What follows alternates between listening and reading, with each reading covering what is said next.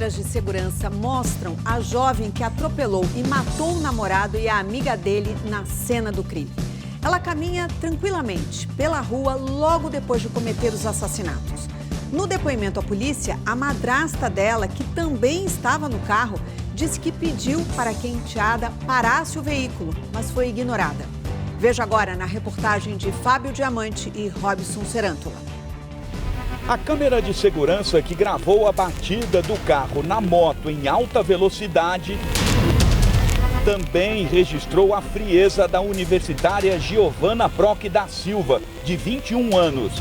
A jovem tinha acabado de matar o namorado Rafael Canuto da Silva, também de 21 anos, e a amiga dele, Joyce Correia da Silva, de 19, que estava na garupa. Repare que Giovana desce do carro, sai por um instante e volta para olhar os corpos das vítimas que ficaram presos debaixo do carro dela. Em seguida, Giovana vai embora a pé tranquilamente. Ela ainda pega um objeto no chão e foge do local da batida. A jovem desmaiou em uma rua perto dali e acabou presa. Estudante de veterinária, ela foi indiciada por duplo homicídio e teve a prisão preventiva decretada pela Justiça. Aqui nesta delegacia, os policiais concluíram os depoimentos mais importantes. O principal deles é o da madrasta da estudante que estava com ela dentro do carro no momento da batida. Ela disse que chegou a pedir para que a jovem parasse o carro. Segundo a polícia, ela não será responsabilizada pelas mortes, mas segue sendo investigada por omissão de socorro. Médica, ela contou que namora a mãe de Giovana há alguns meses. A estudante teve uma crise de ciúmes porque Rafael fazia um churrasco na casa dele com a presença de outras mulheres. Ela decidiu ir até lá. A médica foi junto porque Giovana sofre de transtornos psiquiátricos e faz uso de medicamentos para depressão e bipolaridade. Ela disse ainda que o relacionamento da jovem com Rafael era marcado por traição e ciúmes. Chegando na casa de Rafael, os dois passaram a discutir. Elas decidiram ir embora quando Rafael saiu de moto. Giovana foi atrás e encontrou com ele mais à frente, com Joyce na garupa. Repare que a madrasta aparece descendo do carro logo depois da batida. Ela justificou que fugiu do local porque uma menina chegou a jogar um chinelo em sua direção e teve medo de sofrer um linchamento. A defesa de Giovana vai alegar que ela teve um surto motivado por graves problemas de saúde mental e o uso dos medicamentos. Para a polícia, o crime foi premeditado por ciúmes, um motivo fútil. Novas mensagens enviadas por Giovana a amigas de Rafael foram anexadas ao inquérito. Horas antes do crime, ela fez ameaças claras, como: se eu for aí, essa faca de picanha vai cortar o seu pescoço. Cansei de ficar sozinha. E vai beijar o diabo. Hoje é terça-feira, 30 de dezembro de 2025. Veja agora os outros destaques desta edição. Depoimentos de dono do Banco Master e do ex-presidente do Banco de Brasília, a Polícia Federal, apresentam contradições.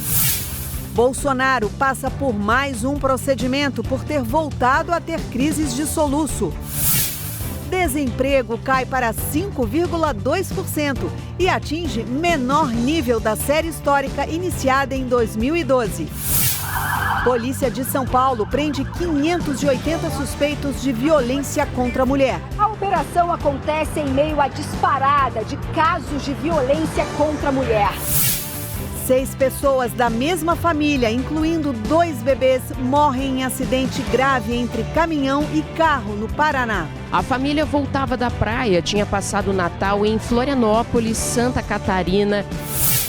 Nossos repórteres contam os detalhes das festas de Réveillon no Rio de Janeiro e na Baixada Santista. A cidade de Santos contará com uma queima de fogos de 14 minutos. a segunda maior do país, ficando atrás apenas da festa em Copacabana, no Rio de Janeiro.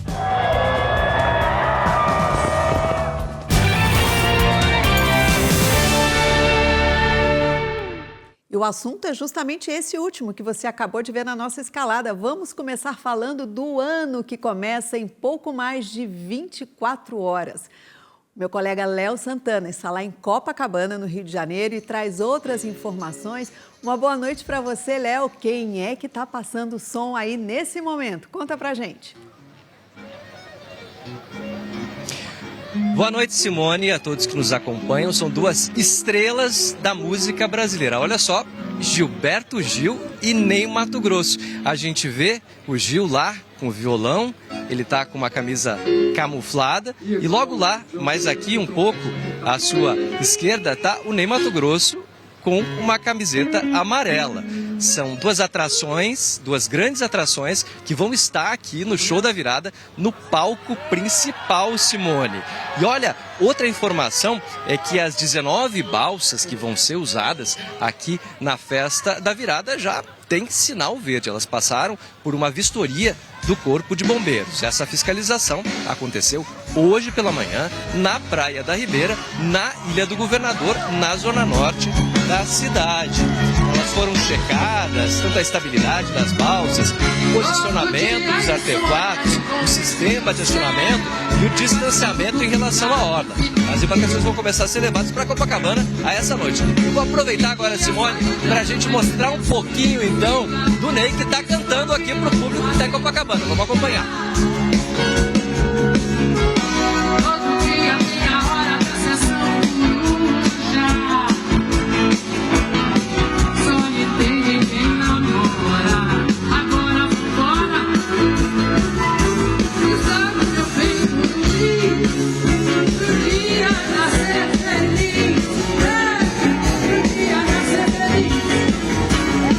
É só um spoiler do que vai acontecer no Réveillon de Copacabana.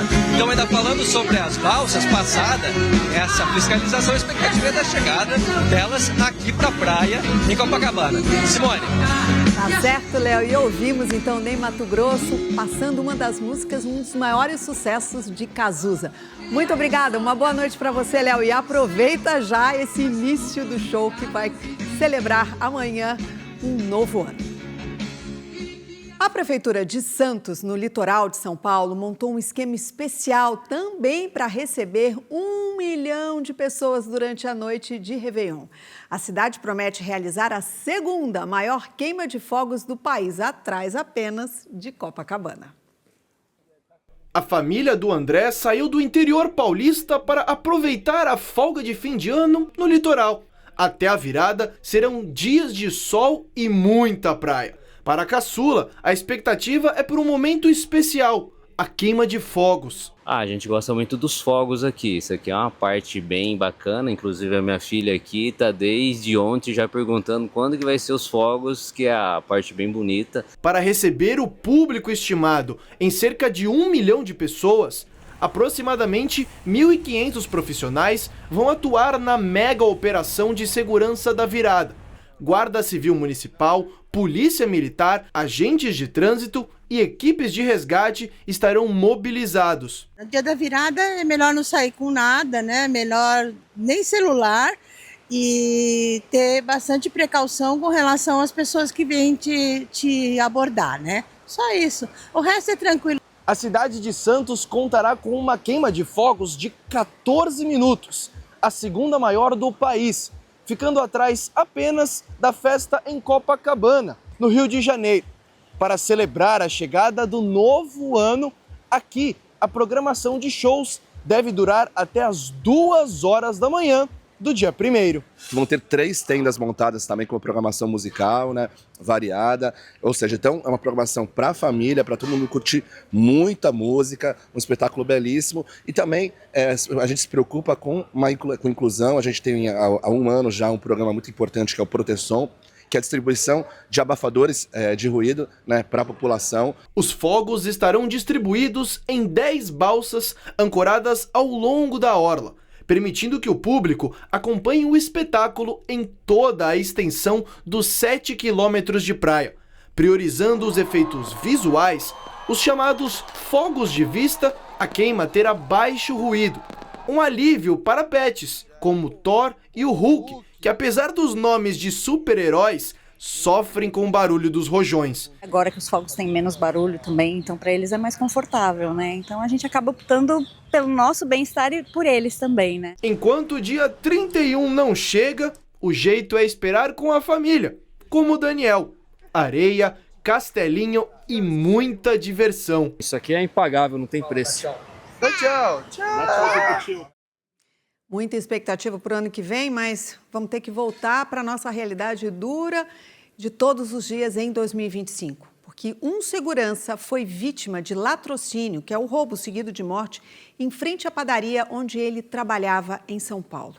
Agora, então, a gente vai ter ao vivo o Fábio Diamante, que você viu no início desse jornal, que ele tem outras informações sobre esse caso. Diamante, uma boa noite para você. A polícia conseguiu identificar o autor dos disparos? Oi, Simone, boa noite a você, boa noite a todos. Ainda não, esse crime foi gravado por câmeras de segurança, mas o bandido estava com o rosto coberto. As imagens mostram que o criminoso, ele chega por trás do segurança Raul Garcia Júnior, de 61 anos, e faz vários disparos, a maioria na cabeça. Em seguida, ele pega a arma do segurança e foge com a ajuda de um comparsa que já esperava em uma moto com a placa coberta. Segundo testemunhas, há 20 dias, o mesmo criminoso, com a mesma roupa, com a mesma moto, fez disparos contra um outro segurança desta mesma padaria que fica na zona sul da cidade de São Paulo. Apesar de parecer de fato um latrocínio, o roubo seguido de morte, o caso começou a ser investigado pelo Departamento de Homicídios. Volto com você, Simone.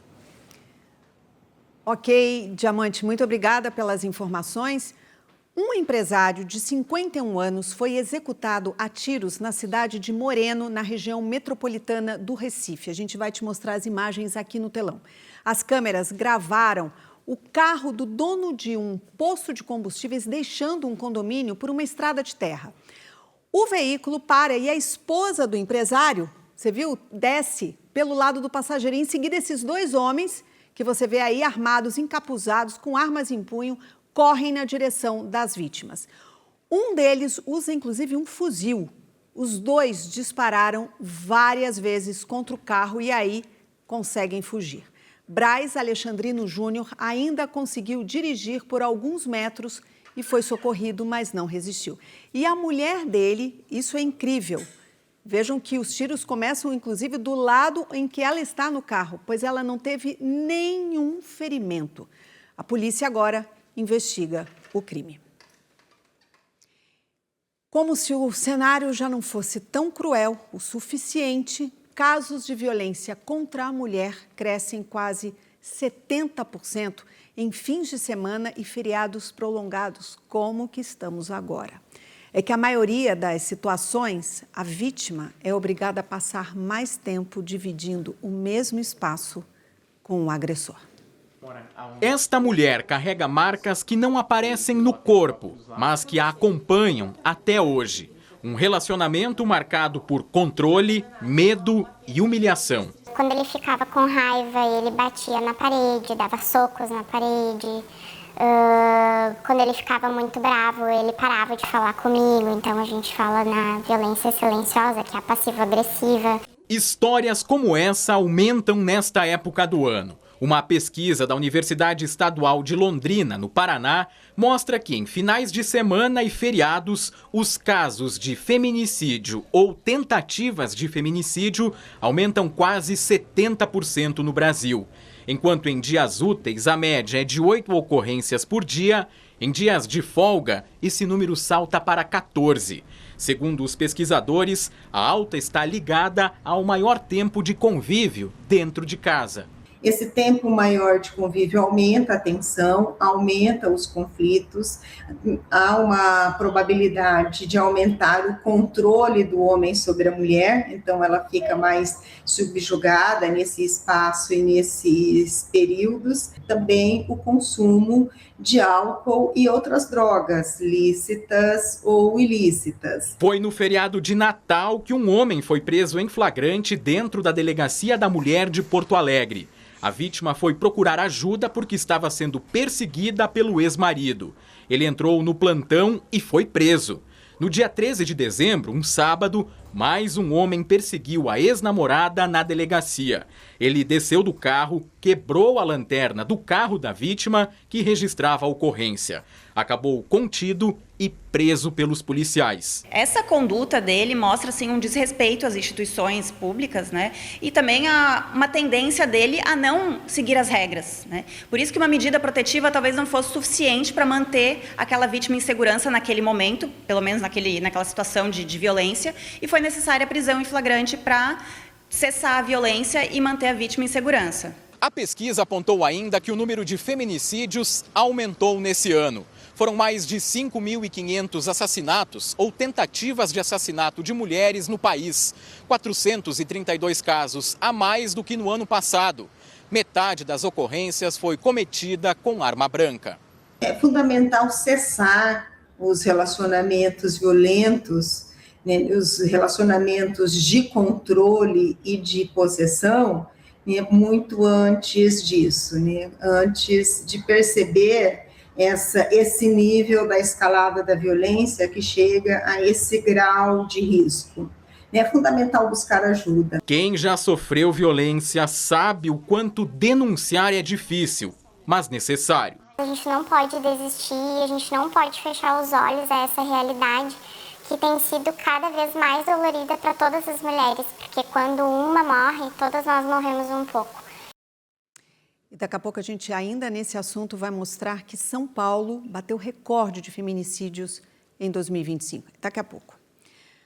7 pessoas foram internadas no interior da Bahia com suspeita de intoxicação por metanol. Quase que a gente não falava mais sobre esse assunto, né? Então vamos para lá, para a capital baiana, porque a repórter Bruna Ferraz tem outras informações.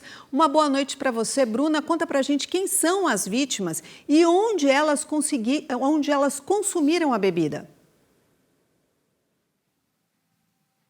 Oi, Simone, boa noite. De acordo com a Secretaria de Saúde da Bahia, são 2 homens e 5 mulheres. Todos estão internados em observação.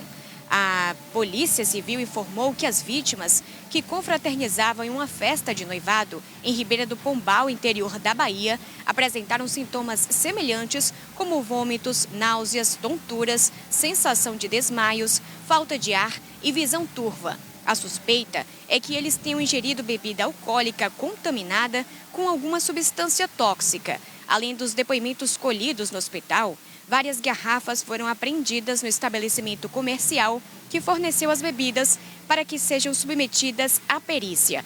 Foram feitos exames laboratoriais e, caso seja confirmada a intoxicação por metanol, deverá ser aplicado um antídoto específico aprovado pela Agência Nacional de Vigilância Sanitária. Simone. Ok, muito obrigada pelas informações.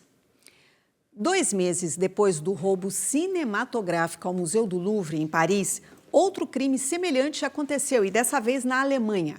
Os criminosos aproveitaram que um banco estava fechado por causa do recesso de fim de ano e usaram uma furadeira de grande porte para arrombar o cofre. Ao todo, foram levados o equivalente a quase 200 milhões de reais em dinheiro e joias. Hoje, centenas de clientes protestaram em frente à agência, criticando a falta de informações e pedindo a recuperação de objetos particulares que estavam guardados nos cofres. Até agora, ninguém foi preso. 6 pessoas da mesma família morreram em um acidente grave entre um carro e um caminhão na madrugada de hoje, em uma rodovia do Paraná. Entre as vítimas estão 2 bebês. O motorista do caminhão está internado.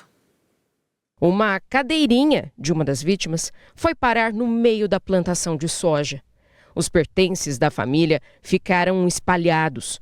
O carro ficou todo retorcido. O acidente foi no início da manhã, na PR-170, no distrito de São Martinho, em Rolândia. Fábio sobreviveu por um milagre. Ele era um dos motoristas do caminhão atingido e estava descansando quando o colega tomou a direção. Eles saíram da cidade de Birigui, no interior de São Paulo, e seguiam para Mandaguari, onde iriam descarregar a carga viva de pintinhos. Apaguei ali, sabe? Na hora que eu acordei no impacto, na hora da batida ali. Só deu tempo de abrir a porta, sair por debaixo do cinto, socorrer ele. Esses bags que você está vendo aí, a ferrada estava toda em cima dele. Desliguei a chave do caminhão, tudo. E foi isso, sabe? Na hora é um susto, né? A gente passa, a gente leva. A família voltava da praia, tinha passado o Natal em Florianópolis, Santa Catarina, e quase chegando em casa, cerca de 40 quilômetros de Florestópolis, o trajeto foi interrompido. Adriana da Silva Souza Cordeiro, de 37 anos, estava na direção do carro. O marido dela, Alexandre Cordeiro, que trabalhava como torneiro mecânico em Florestópolis, era o passageiro do veículo. Nos bancos traseiros, o filho mais velho do casal, Miguel de Souza Cordeiro, de 10 anos, que estava bem ao lado do primo, identificado como Elano Gabriel de Oliveira, de 15, que também foi viajar com a família. Os bebês, filhos do casal, estavam nas cadeirinhas. Os meninos gêmeos tinham um pouco mais de 6 meses de vida. Estavam se arrumando para ir para casa deles lá, para esperar eles, né?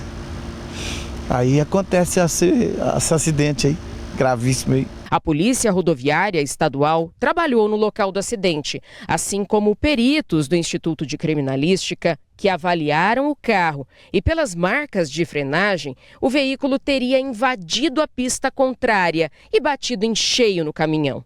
No impacto, o carro ainda capotou. Os bombeiros trabalharam para desvirar o veículo na sequência.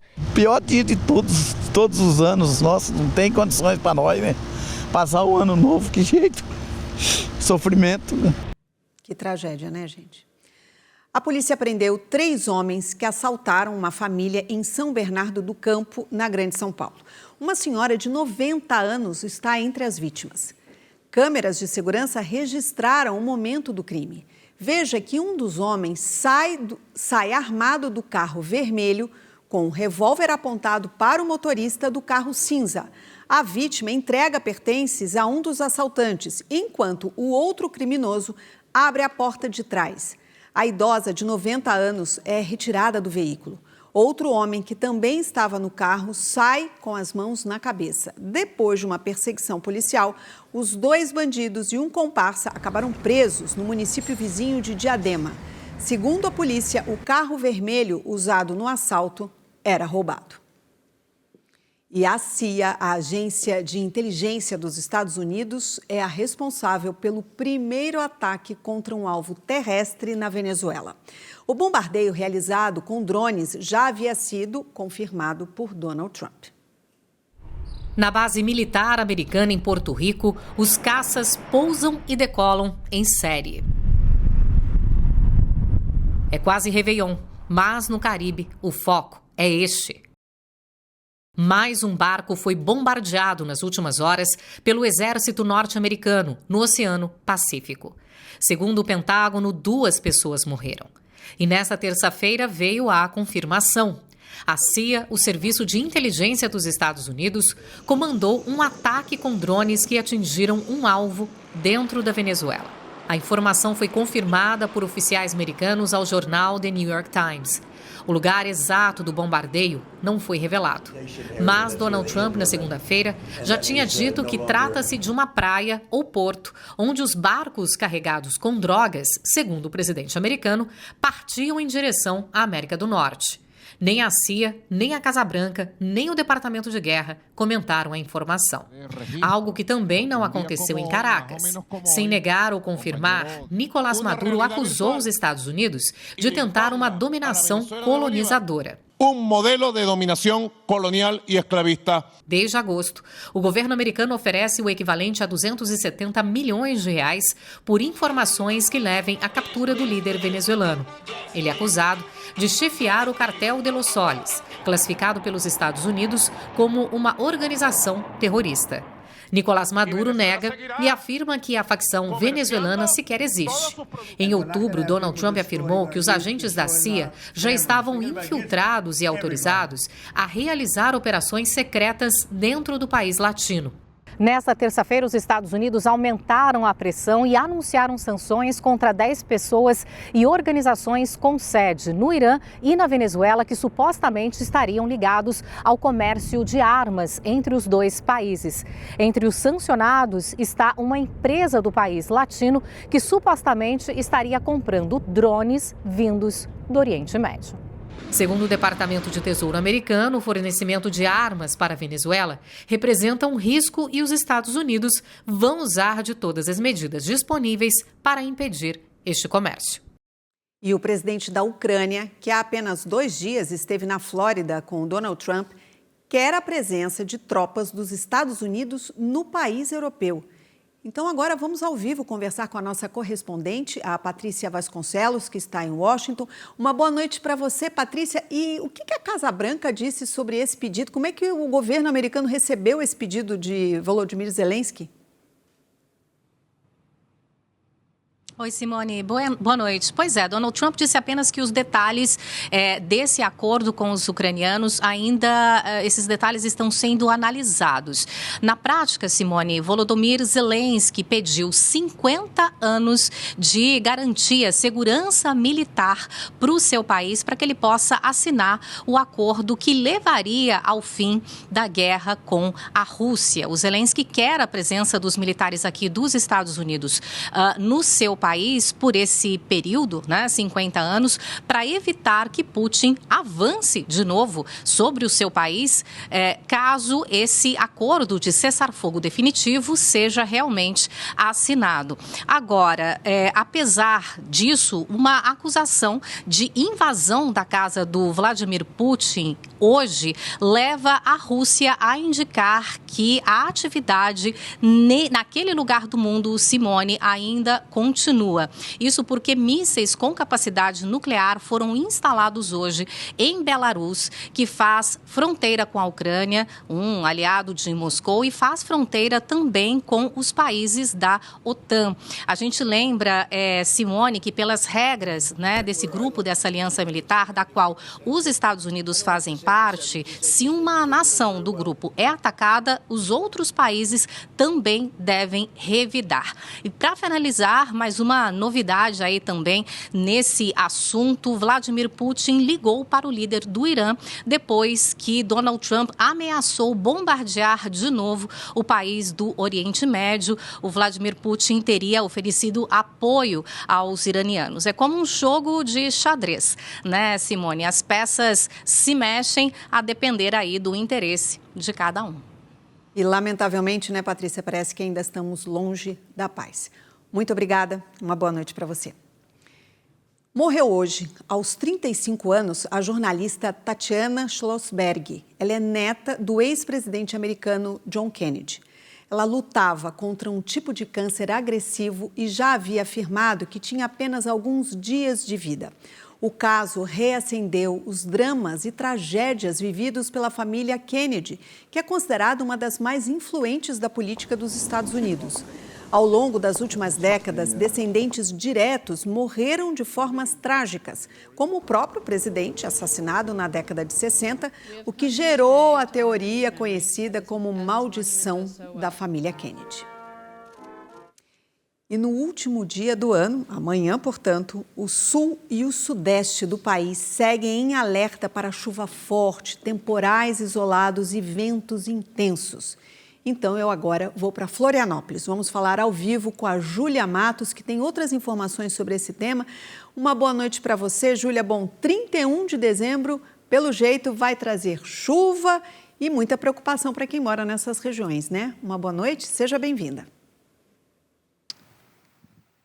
Boa noite, Simone. Boa noite a todos que nos assistem. De fato, a previsão é essa, viu? Essa combinação de chuva volumosa com ventos fortes podem trazer muitos transtornos, principalmente como esses que ocorreram já nos últimos dias. A gente tem aí o Rio Grande do Sul, por exemplo, com municípios do norte do estado, como São Paulo das Missões, Porto Xavier e Marcelino Ramos, que registraram acumulados acima dos 100 milímetros. Em Santa Catarina, esses volumes chamam ainda mais atenção. Na Grande Florianópolis, os acumulados ultrapassaram os 100 milímetros, chegando a 300 na cidade de Palhoça durante a madrugada dessa terça-feira. A gente tem também ocorrências relacionadas à falta de energia, deixando dezenas de milhares de famílias sem luz. Já em São Paulo, o episódio mais grave foi na cidade de Franca, com registro de temporais, enxurradas, ventos fortes e até granizo. Mas, para essa virada, a gente tem, pelo menos na região sul e sudeste, a promessa de chuvas mais fracas, espalhadas pelo estado, que não deve comprometer os fogos do ano novo. A gente, claro, por aqui vai seguir acompanhando essas mudanças de clima e a qualquer momento a gente pode voltar aqui com mais informações. Volto contigo, Simone. Ok, Júlia, muito obrigada. O estado de São Paulo registrou em 2025 o maior número de feminicídios da história. Os dados divulgados há pouco pela Secretaria da Segurança Pública revelam que foram 233 casos de janeiro a novembro. Esta semana, uma operação da Polícia Paulista prendeu 580 suspeitos de violência contra a mulher. Durante 25 anos, esta mão carregou uma aliança. No começo, todo casamento é perfeito, né? Só maravilhas.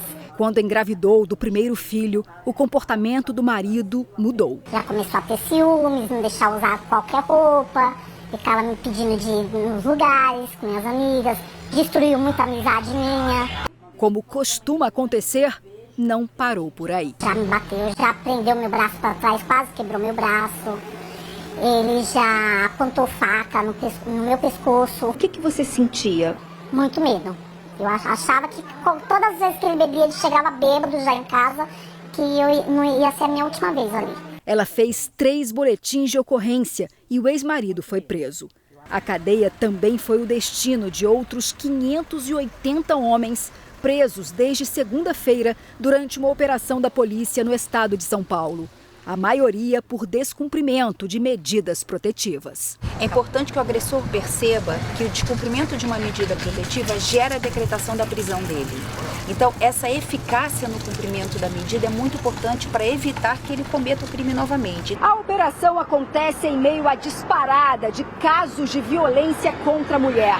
No estado de São Paulo, mais de 200 foram assassinadas em 10 meses. Só na capital paulista, 53, o maior número já registrado até hoje. Um dos feminicídios ocorreu aqui na Marginal Tietê, uma das vias mais movimentadas da cidade, e chocou o país. Tainara Souza Santos, de 31 anos, foi atropelada e arrastada por quase 1 quilômetro no final de novembro. Douglas Alves da Silva, o motorista, foi preso. Ele negou conhecer a vítima pessoalmente, mas familiares afirmam que eles tiveram um relacionamento casual anteriormente. Apesar dos esforços médicos para salvá-la, incluindo amputações e cirurgias, Tainara não resistiu. O corpo foi enterrado na semana passada. Eu fico assim muito triste, né? Já bate aquela aflição, aquele choro, porque podia ser eu ali naquele momento, né? Mais de 11 mil agressores de mulheres foram presos neste ano pelas forças policiais de São Paulo, segundo a Secretaria da Segurança Pública. Parece muito, mas ainda está longe do número de vítimas que sofrem caladas. Extremamente importante a repressão. Por quê? Porque quando um homem é preso, na verdade uma família é salva. Essa é a ideia. É possível recomeçar? Com certeza. É o que eu quero, recomeçar. E precisa. A taxa de desemprego caiu para 5,2% em novembro. É a menor da série histórica iniciada em 2012. Com mais gente no mercado de trabalho, surge uma dificuldade, a de encontrar mão de obra especializada. A expectativa era positiva, mas os resultados ficaram acima das projeções dos economistas. Pelo terceiro trimestre consecutivo, a taxa de desemprego no Brasil apresentou retração, segundo o IBGE. De setembro a novembro, o índice ficou em 5,2% da população. É o menor desde que a pesquisa começou a ser realizada em 2012. Outros indicadores também bateram recordes. Entre eles, o número de brasileiros trabalhando, 103 milhões, e o de empregados com carteira assinada, quase 40 milhões. Além disso, o rendimento médio do trabalhador atingiu o maior valor da série histórica, R$ 3.574. Já a taxa de informalidade, nesse período, recuou e fechou em quase 38%. O PIB, que é a soma de todas as riquezas produzidas no país, perdeu força no terceiro trimestre de 2025. A taxa básica de juros a 15% ao ano também dificulta a expansão do setor produtivo. Nesse cenário desafiador, foi principalmente o setor de serviços que estimulou a criação de novas vagas. Esse final de ano, o mercado de trabalho tem estado até mais resiliente do que se esperava, mesmo com alguma desaceleração, a economia perdendo um pouco de força, o mercado de trabalho ainda não perde força. Ele continua se mostrando bastante aquecido, registrando recorde ali na taxa de desemprego e mostrando que a geração de vagas ainda está no caminho forte. Com mais gente no mercado, algumas áreas já enfrentam falta de mão de obra especializada. Segurança cibernética é uma delas, como explica este especialista. Encontrar um profissional com experiência, com conhecimento, tanto em automação industrial, em chão de fábrica, que a gente costuma falar, como também segurança para proteger esses sistemas industriais, é bem difícil. Para 2026, a previsão é de estabilidade no mercado de trabalho.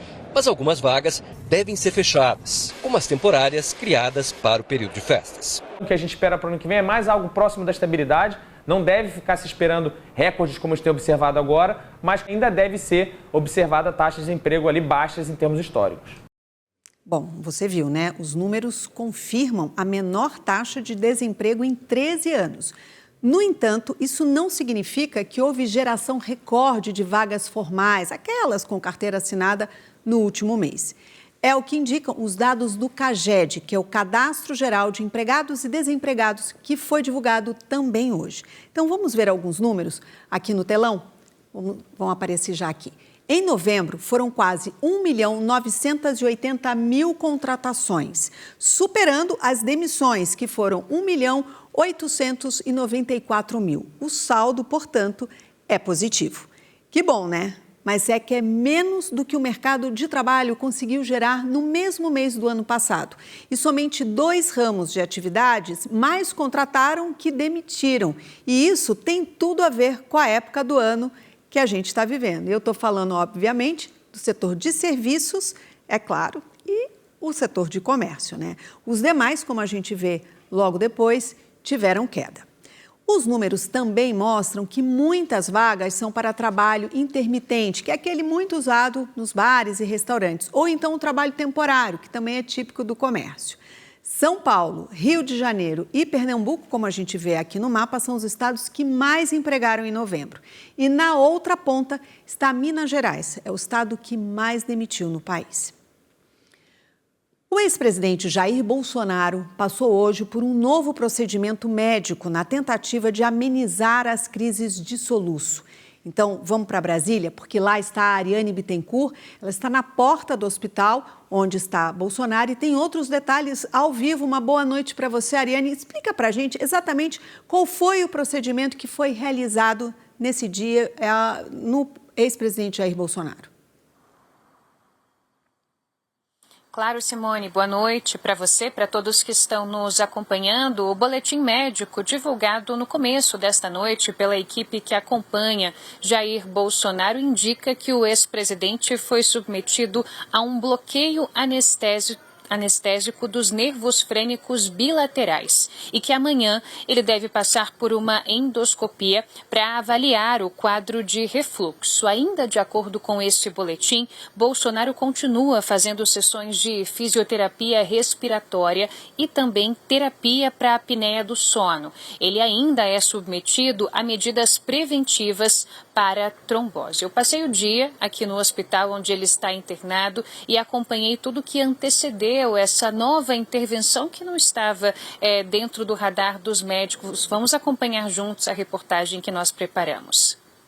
O procedimento não estava previsto e foi realizado de última hora após uma nova crise de soluços que começou na manhã desta terça-feira e, segundo familiares de Jair Bolsonaro, durou mais de 4 horas. Foi a ex-primeira-dama Michele Bolsonaro quem avisou sobre a nova intervenção. Nas redes sociais, ela escreveu que a equipe médica decidiu reforçar o bloqueio do nervo frênico e que a família enfrenta dias difíceis. Esta foi a 4ª vez que o ex-presidente foi submetido a um procedimento médico em menos de uma semana. Antes desta nova crise de soluços, a ideia inicial era que Jair Bolsonaro tivesse alta na quinta-feira, depois de passar por uma endoscopia. Agora, essa previsão pode mudar. Mais cedo, o ex-vereador Carlos Bolsonaro disse que o pai teve boa evolução após a cirurgia de hérnia feita na semana passada. Ele voltou a criticar a estrutura onde Bolsonaro está preso, na Superintendência da Polícia Federal, local para onde deve voltar quando for liberado pelos médicos. Carlos também reforçou o pedido para que o ex-presidente tenha acompanhamento médico integral. Por conta da internação que vai completar uma semana nesta quarta-feira, um novo depoimento de Jair Bolsonaro à Polícia Federal foi desmarcado. Por determinação do ministro Alexandre de Moraes, ele seria ouvido sobre objetos encontrados em cofres no Palácio da Alvorada.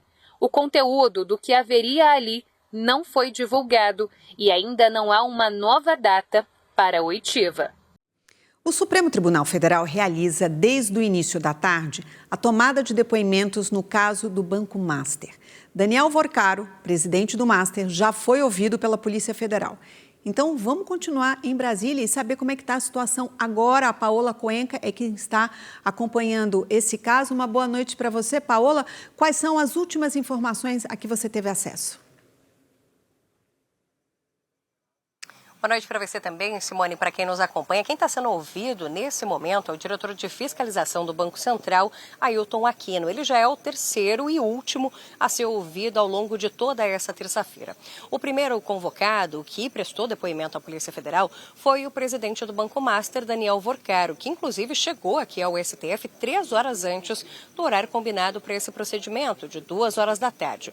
Vorcaro respondeu aos questionamentos da Polícia Federal por cerca de 2 horas. Na sequência, quem prestou depoimento foi o ex-presidente do Banco de Brasília, Paulo Henrique Costa, que também falou à Polícia Federal por aproximadamente 2 horas. Os 3 convocados para participar desse procedimento hoje aqui no STF devem responder a questionamentos tanto sobre a cessão de títulos fraudulentos do Banco Master para o BRB, uma operação estimada em mais de 12 bilhões de reais, quanto sobre a tentativa de compra do Master pelo Banco Público de Brasília.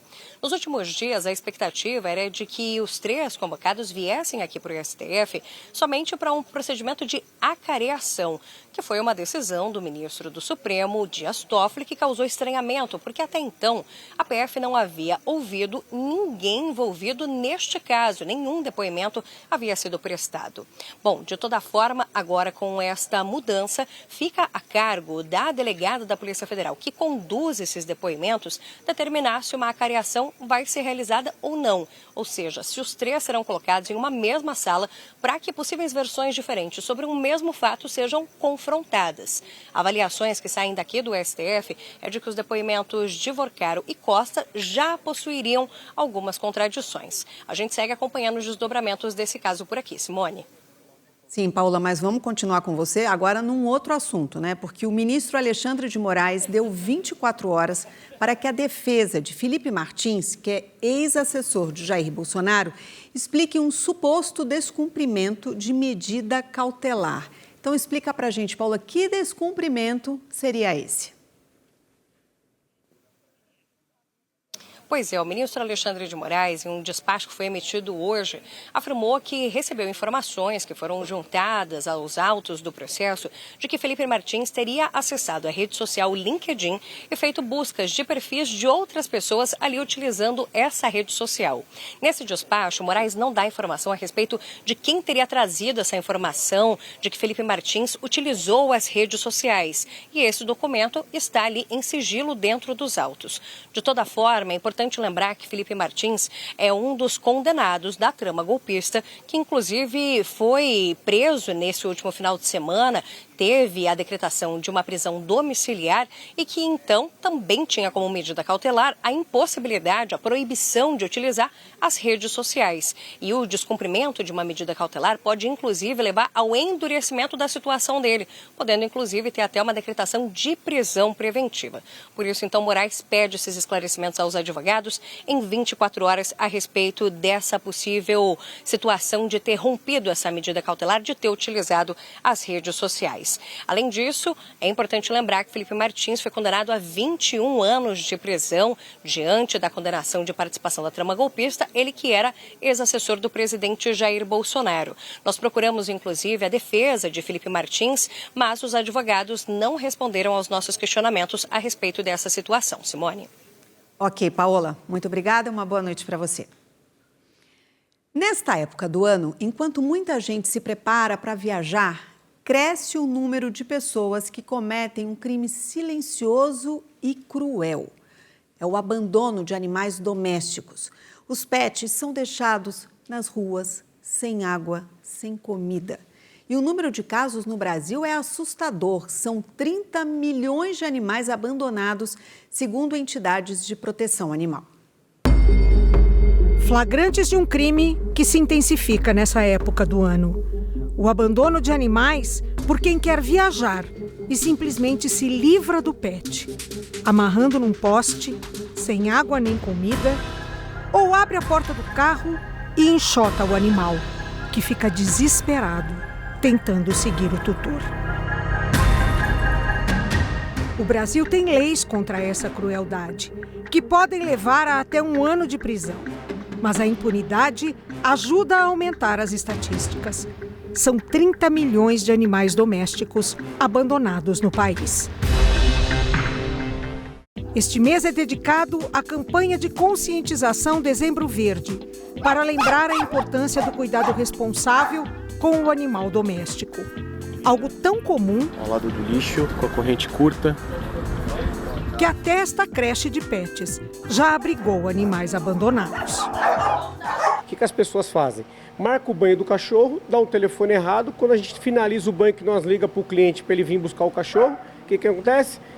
Não atende, desliga o telefone, temos as câmeras do lado de fora, tentar anotar a placa do carro, alguma coisa do tipo, mas quando a gente não consegue, a gente assume essa responsabilidade, fica com o dog, e aí nós postamos nas redes sociais a quem tem o interesse de pegar esse adotante aí. O calor que incentiva tantos a viajar é o mesmo que pode matar o animal abandonado à própria sorte. As altas temperaturas devem ser uma preocupação também para o tutor amoroso e responsável. Nesta creche e hotel para cães, os animais parecem estar num clube. Os focinhos coloridos estão com protetor solar. A farra na piscina dá inveja aos humanos, com o chafariz refrescante molhando todos eles. Pode parecer um luxo, mas a medida é necessária. Os cães e os gatos têm poucas glândulas sudoríparas, então eles fazem a regulação da temperatura através da língua e do coxim das patas. Tudo que for oferecido a eles tem que levar em consideração o fato de que eles não transpiram como a gente. Os veterinários aconselham: coloque gelo na água, ofereça pedaços de frutas congeladas, faça com que deitem em toalhas saídas do freezer, passe gelo no coxim das patas, molhe o chão e não se esqueça de um banho de mangueira. Deixar o ambiente sempre fresco, colocar ventiladores, bastante água fresca para eles, protetor solar, tem os específicos para animais. Também a questão da tosa. Muitos tutores acham que tosar o animal ameniza o calor, mas se você tosa muito, a temperatura incide mais e aquece. Então sempre deixar uns dedinhos de pelo para regular a temperatura. Essa campanha que a Madalena mencionou, Dezembro Verde, chama atenção para a importância de adotar e cuidar dos pets com responsabilidade. Na casa da Rita, em Araçatuba, quem dá as boas-vindas, até nas paredes, são os cachorros. São 5 pets, e os 3 mais recentes que chegaram são o Caju, o Kiwi e a Pitanga. Todos resgatados da rua, em situação de maus tratos ou abandono e que hoje viraram a principal fonte de amor da casa. Eles são nossa alegria diária, né? Eles têm muito amor por nós temos muito amor por eles, então, assim, é uma dinâmica muito familiar. Na verdade, minhas filhas foram estudar em São Paulo, as duas, né? Já são 23 anos, 21, 23 anos, e eles ficaram como nossos filhos, né? Muito amados, muito queridos, respeitados, ouvidos, porque a gente até entende o que eles falam. Todo esse afeto recebido não é a realidade de grande parte dos bichinhos. A gente encontra muitos casos de pessoas que se mudaram ou que foram viajar e deixaram um animal na residência. Eles abandonam mesmo, sem comida, sem água, isso já caracteriza também maus tratos além do abandono, né? A gente tem um aumento de 28% em dezembro, né? Que coincide com as férias escolares e as férias dos trabalhadores. Em Araçatuba, o Centro de Controle de Zoonoses também registra esse aumento em dezembro, que geralmente costuma se estender até o ano seguinte, inclusive. Segundo o CCZ de Araçatuba, em dezembro de 2024, foram 7 animais encontrados em situação de abandono. Em janeiro de 2025, foram mais 9 casos. E em fevereiro, mais 12 registros de animais abandonados. Ainda segundo a médica veterinária, a maior parte das ocorrências registradas em Araçatuba acontece dentro das próprias casas. Realidade que acaba refletindo nas ONGs. Esta de Birigui, por exemplo, registra um aumento de cerca de 40% nos resgates nos meses de dezembro. E muitos desses animais foram deixados para trás, enquanto os tutores viajavam. Quem adota tem que saber que um animal ele dá gastos. É ração, é veterinário, ele corre o risco, assim como nós, de ficar doente. Você cuidar bem de um animal é questão de caráter. Se você tem caráter, você vai cuidar bem. Se você é mau caráter, você vai maltratar. O amor, a fidelidade que eles têm por nós, né, por quem cuida, é uma coisa impressionante. Assim, só vivendo isso para você entender que isso é real. Final de ano é um momento em que muitos sentimentos se misturam, né? Momento de reflexão. Você sabe qual foi a palavra deste ano? Uma pesquisa foi atrás da resposta entre os brasileiros. A pesquisa foi realizada com 1.500 brasileiros maiores de 16 anos de todas as regiões do país. 24% dos entrevistados acreditam que a palavra que mais define o ano de 2025 é...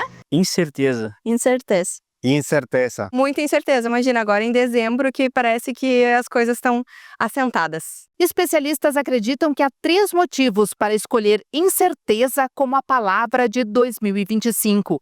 A instabilidade política e econômica, os avanços tecnológicos e, aqui no Rio Grande do Sul, o trauma deixado pelas enchentes de 2024. Acho que a gente ainda vinha se recuperando, elaborando o que aconteceu na pandemia, né? Aquele momento global que nos lançou numa incerteza absoluta.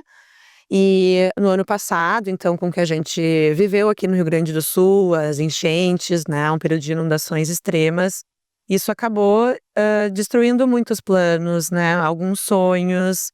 Isso foi muito duro. Para o responsável pela pesquisa, a escolha da palavra incerteza não surpreende, às vésperas de um ano eleitoral. A pessoa, quando vai lá escolher a palavra que melhor representou esse ano que tá se encerrando, é claro que ela faz uma análise do que já passou, mas tem um pouco também do que virá. O grande antídoto para a incerteza é estabilidade, são políticas públicas estáveis, é harmonia.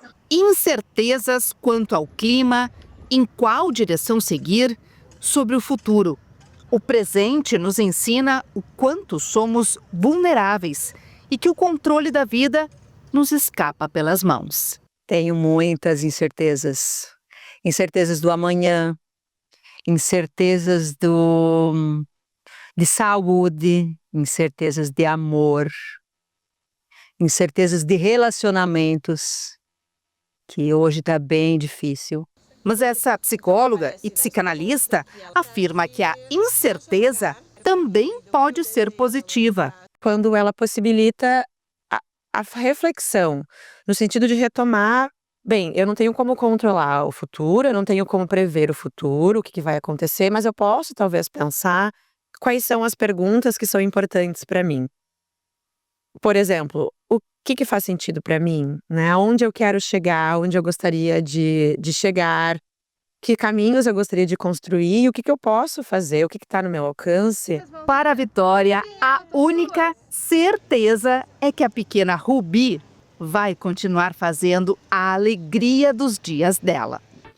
Na reportagem de hoje da série Desafios de 2026, o SBT Brasil aborda um dos principais temas de preocupação dos brasileiros, a segurança pública. A violência tomou conta de regiões inteiras, como no Rio de Janeiro, onde cerca de 4 milhões de pessoas vivem sob controle ou influência de facções e milícias. Nós ouvimos especialistas e agentes da segurança pública que apontam os desafios, mas os caminhos para mudar esse quadro.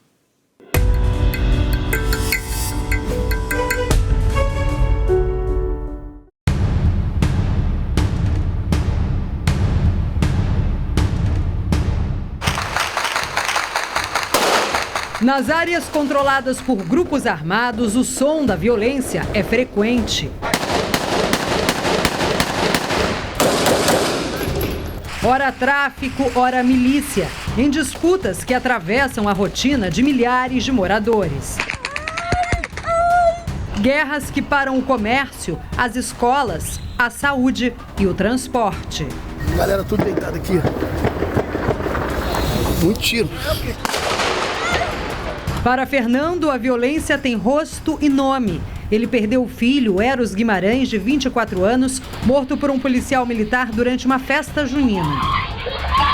Os policiais, eles são mais focados em entrar na comunidade de qualquer forma, de qualquer maneira, né, especificamente no que aconteceu lá na comunidade de Santo Amaro com o meu filho. Eles devem, né, cumprir pena, serem punidos pela lei e não que seja mais um processo que demore 10, 12 anos para poder levar policiais mal preparados a julgamento.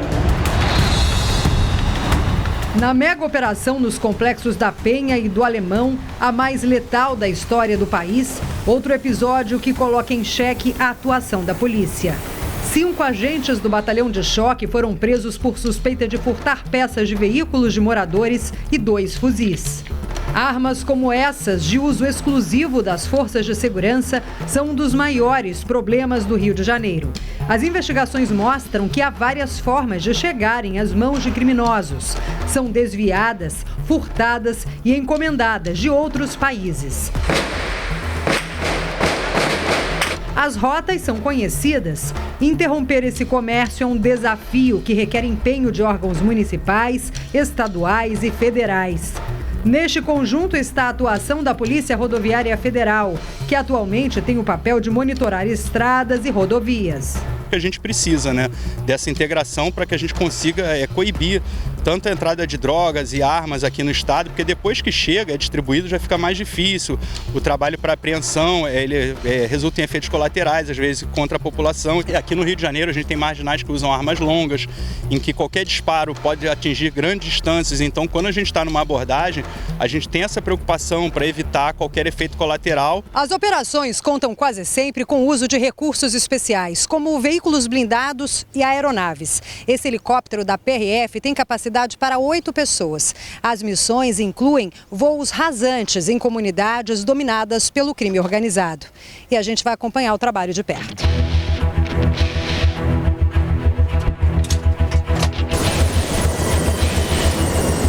Desta vez, a equipe vasculhou uma área na região metropolitana do Rio, após ser acionada para localizar um veículo com suspeita de roubo. Equipes em terra fizeram a abordagem, mas o motorista foi liberado após explicar a procedência do veículo. Nem sempre a rotina é tranquila, como revela essa imagem de tiros disparados contra o mesmo helicóptero em outra ação. Os desafios são frequentes. Tinha um caminhão roubado com carga, motorista refém. A gente conseguiu libertar o motorista refém, conseguiu recuperar os carros envolvidos. A aeronave fez uma diferença muito grande porque a gente tinha uma visão de onde estavam os criminosos. A gente conseguiu chegar no local uma forma mais rápida por trás do esconderijo deles. Hoje, cerca de 4 milhões de pessoas vivem sob controle ou influência de facções e milícias em toda a região metropolitana do Rio. Aproximadamente 18% do território já está dominado por esses grupos armados. O avanço do crime organizado reacende o debate sobre o tema no Estado e no país. Há projetos nacionais que tratam do tema tramitando no Congresso, como a PEC da Segurança, que pretende criar mecanismos para integrar as forças policiais do país. E o projeto de lei antifacção, que propõe aumentar as penas para integrantes de facções criminosas. Mas será que leis mais duras são suficientes? Vale levar em consideração que as facções criminosas controlam os espaços prisionais. Então, o aumento da população privada de liberdade é algo que vem se dando ao longo das últimas décadas, né, um crescimento muito significativo da população carcerária no Brasil, e isso tem aumentado o poder das facções e não o contrário. E, por outro lado, o aumento de penas, como no caso do PL antifacção, que não inova em nada com relação ao combate ao crime organizado, insistindo no aumento de penas, que é o que já se faz há muito tempo. No Rio, o governo afirma que tem ampliado operações e investido em tecnologia, como drones, centros de inteligência e a retirada de barricadas. Só este ano, mais de 300 toneladas de obstáculos foram removidas. Mas especialistas alertam: ações pontuais não substituem planejamento de longo prazo. O combate ao crime passa por inteligência, controle de armas, enfrentamento ao fluxo de dinheiro das facções, investimento social e presença permanente do Estado, não apenas policial. Modelos baseados no confronto direto, usado há décadas, não conseguem frear o avanço dos grupos criminosos. Não falta uma oferta de mão de obra para o trabalho criminoso nas ruas, apesar de todas as pessoas que são presas ou mesmo mortas pela polícia. E, no entanto, o aumento da população carcerária acaba aumentando a influência desses grupos armados que controlam os espaços das prisões. Para Carolina Grilo, especialista em segurança pública, o enfrentamento à criminalidade precisa avançar para outras frentes de atuação do Estado. Agora, para que se possa fazer isso, é necessário que sejam fortalecidos os controles sobre a atividade policial, formação de corregedorias externas, para que não haja obstrução nas investigações por parte dos grupos corruptos que há muitos anos se propagam no interior das instituições de segurança pública brasileiras. Essa necessidade de transformação institucional se reflete nas ruas, onde cada operação carrega o desafio de agir com eficiência e legalidade. Um sucesso para a gente, no meu entender, acredito que seja toda a instituição, é a gente conseguir recuperar salvar essa vida, salvaguardar essa vida, esse patrimônio, prender os envolvidos e sem deixar ninguém a óbito. Ninguém, seja da polícia, seja de suspeitos envolvidos. Amanhã você vai ver os principais desafios de 2026 na economia brasileira. Vai saber o que esperar do PIB, do agro e da indústria no ano que vem. Você fica agora com o Amar. Muito obrigada pela sua companhia, uma boa noite, até amanhã. Aliás, quando amanhã chegaremos mais cedo, o último SBT Brasil do ano começa às 7h15 da noite. E eu te espero. Até amanhã.